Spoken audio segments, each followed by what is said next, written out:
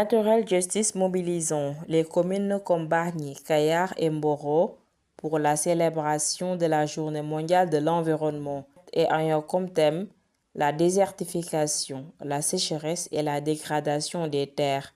Sur ce, un débat intergénérationnel sur le changement climatique était au menu pour pouvoir faire un bilan sur les zones les plus touchées par le changement climatique. De cette thématique est pertinent dans la mesure où ces trois localités que vous venez de citer sont des localités qui sont aujourd'hui très impactées.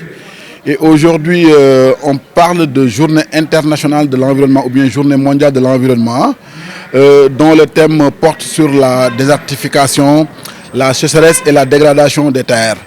Alors, dans ces localités que vous venez de citer, il y a énormément d'industries qui font beaucoup de pollution, il y a énormément d'agressions sur l'environnement et cela participe à l'agression des terres, cela participe à la déforestation, cela contribue au changement climatique et à la dégradation du milieu de vie, en tout cas de ces populations.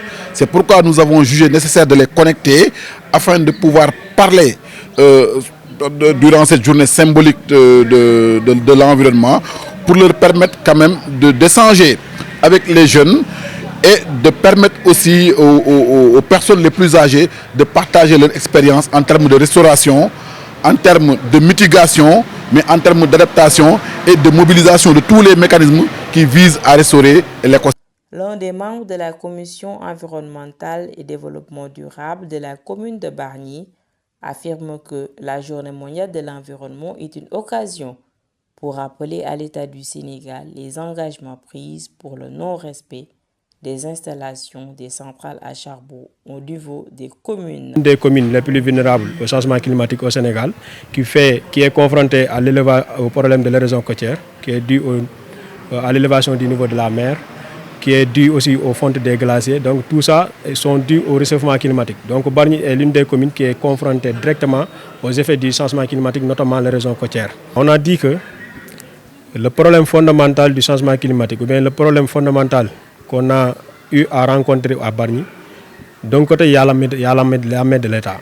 Même si les problèmes qui sont issus du changement climatique sont des problèmes qui sont au niveau international. Donc, ce sont des problèmes qui sont globaux du moins.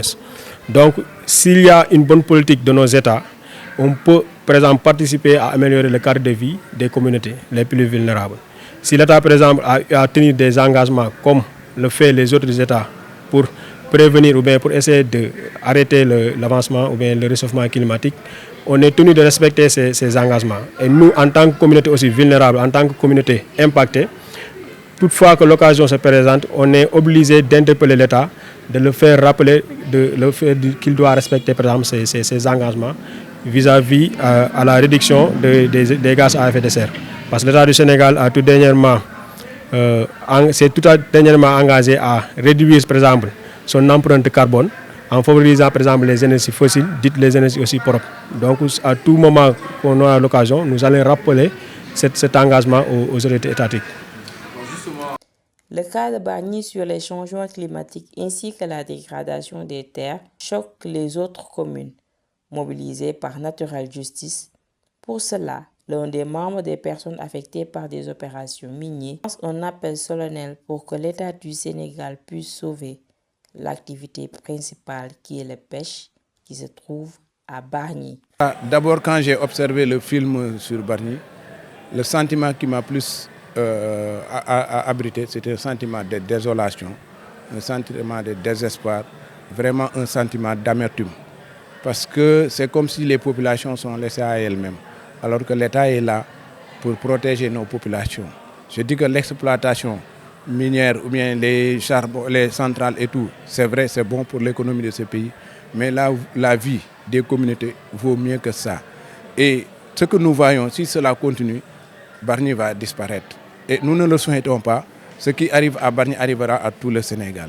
Il faut que les gens, quand même, surtout l'État, prennent des mesures idoines pour préserver vraiment ce cadre de vie de Bargny et aussi préserver leurs sources de revenus. Parce que quoi qu'on puisse dire, à Bargny, on sait que c'est un village de pêcheurs.